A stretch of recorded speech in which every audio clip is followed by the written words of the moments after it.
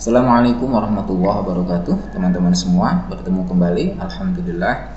Kali ini kita akan berlatih mengerjakan soal PTS untuk mata pelajaran IPS kelas 8 semester 2. Jumlah soal 20 nomor pilihan ganda dan 10 soal uraian.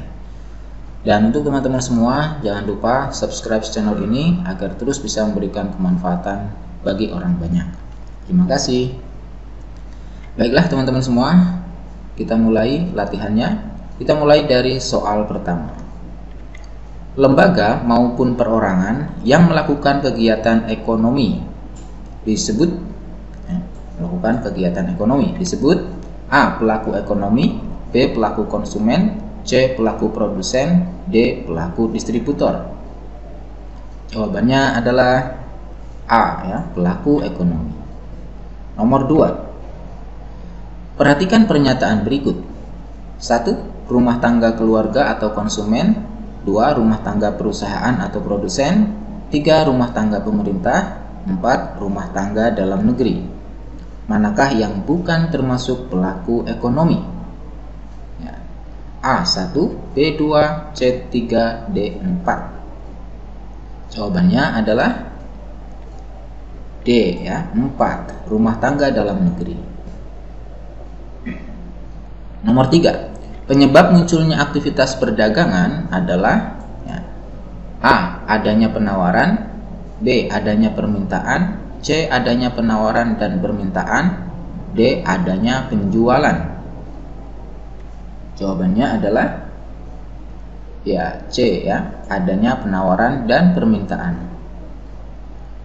Lanjut ke soal nomor 4. Berikut sumber daya alam dan daerah persebarannya di Indonesia. Batu bara dari Kepulauan Riau, timah dari Bangka Belitung, bauksit dari Kalimantan Barat, intan dari Banten. Manakah yang tidak sesuai dengan sumber daya alam dan persebarannya? Yang tidak sesuai adalah A1, B2, C3, D4. Jawabannya adalah D, intan dari Banten. Kemudian nomor 5. Sumber daya alam yang terdapat di Provinsi Maluku yaitu A. Batu bara, B. Timah, C. Bauksit, D. Emas. Jawabannya adalah D, emas. Nomor 6. Pendapatan rumah tangga keluarga terdiri atas berikut ini, kecuali A. Sewa, B. Pajak, C. Upah, D. Laba. Jawabannya adalah B, pajak. Nomor 7. Pendapatan apakah yang berupa balas jasa karena telah memberikan pinjaman sejumlah dana untuk modal usaha perusahaan? A. Sewa, B. Upah, C. Bunga, D. Laba. Jawabannya adalah C, bunga. Kemudian nomor 8. Pemakai barang dan jasa yang dihasilkan perusahaan dan pemasok faktor produksi merupakan peran dari A. Rumah tangga konsumen, B. Rumah tangga produsen, C. Rumah tangga pemerintah, D. Rumah tangga luar negeri. Jawabannya adalah yang A, rumah tangga konsumen, karena pemakai di sini. Nomor 9. Pengatur atau regulator dalam perekonomian, konsumen dan produsen merupakan peran dari A. Rumah tangga konsumen, B. Rumah tangga produsen, C. Rumah tangga pemerintah, D. Rumah tangga luar negeri. Jawabannya adalah C, rumah tangga pemerintah yang menjadi pengatur. Nomor 10. Kegiatan berupa tukar-menukar barang maupun jasa berdasarkan kesepakatan bersama dan tidak ada unsur paksaan. Menukar barang maupun jasa berdasarkan kesepakatan bersama dan tidak ada unsur paksaan disebut A. Perdagangan atau perniagaan, B. Penawaran, C. Permintaan, D. Pertukaran. Jawabannya adalah A, perdagangan atau perniagaan. Nomor 11. Tujuan perdagangan antar pulau adalah sebagai berikut, kecuali A. Memperoleh keuntungan dari selisih harga, B. Memperluas jangkauan pasar, C. Jumlah konsumen yang mengonsumsi barang semakin banyak, D. Mempersempit jangkauan pasar. Jawabannya adalah tujuan perdagangan antar pulau kecuali yang D, ya, mempersempit jangkauan pasar. Nomor 12. Faktor pendorong perdagangan antar pulau atau antar daerah yaitu A. Persamaan faktor produksi yang dimiliki dan tingkat harga antar daerah, B. Perbedaan faktor produksi dan tingkat harga antar daerah yang dimiliki, C. Persamaan sosial, budaya, dan ekonomi antar daerah, D. Perbedaan sosial, budaya, dan ekonomi antar daerah. Jawabannya adalah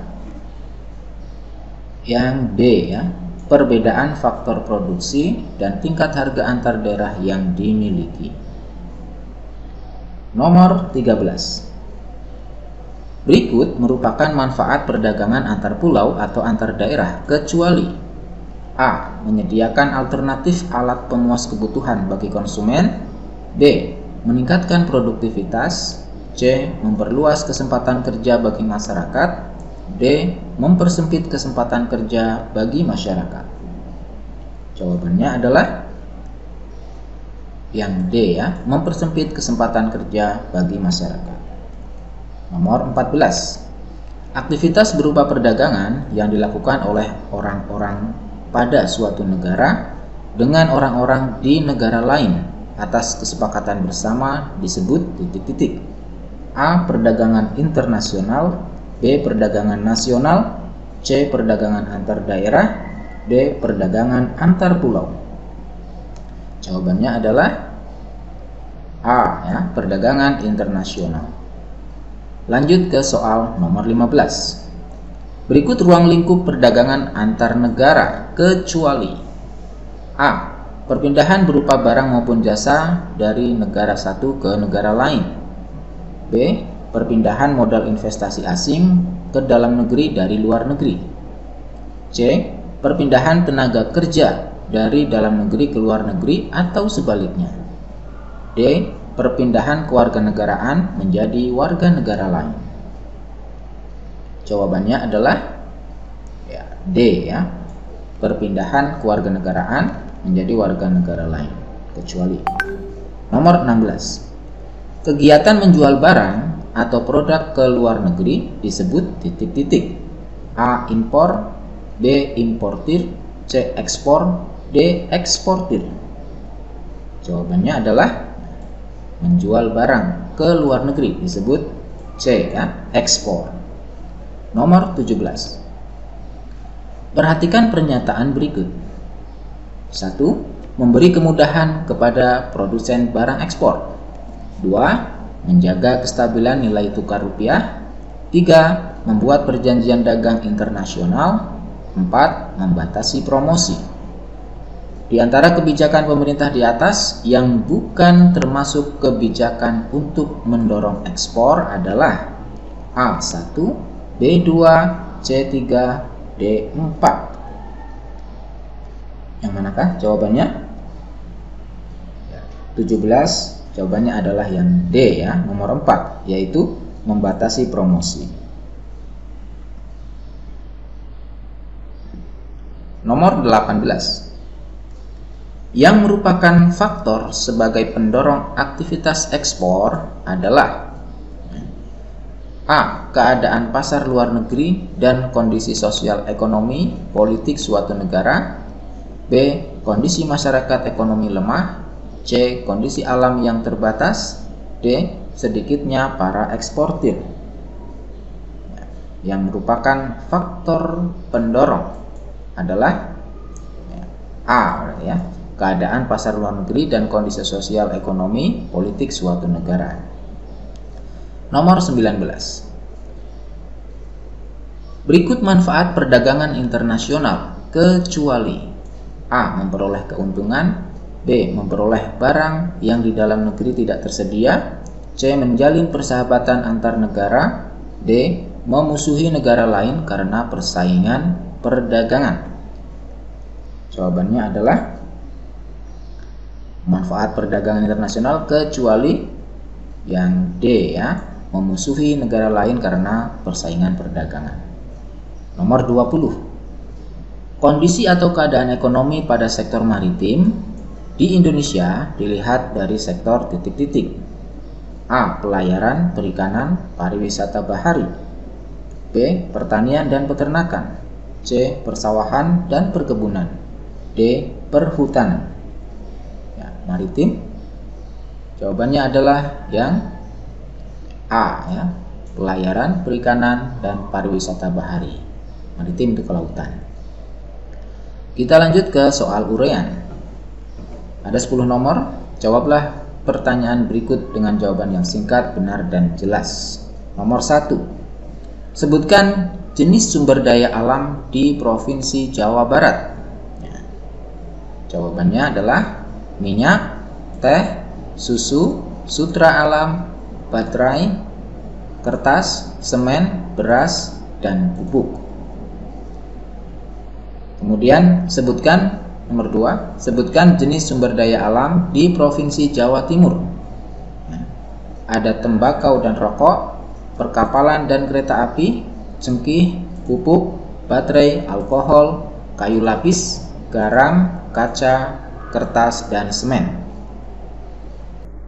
Nomor 3. Apa yang dimaksud dengan pendapatan sewa dan upah? Jawabannya adalah pendapatan sewa adalah balas jasa karena menyewakan tanah atau properti lainnya kepada perusahaan. Sedangkan pendapatan upah adalah balas jasa karena mengorbankan tenaganya untuk bekerja pada perusahaan. Nomor 4. Apa yang dimaksud dengan pendapatan laba atau keuntungan atau profit? Jawabannya adalah pendapatan laba yaitu balas jasa karena memberikan kontribusi berupa tenaga dan pikirannya dalam mengelola perusahaan. Kemudian nomor 5. Jawabannya adalah eco farming. Kemudian nomor 6. Sebutkan 3 faktor yang mendorong perdagangan internasional.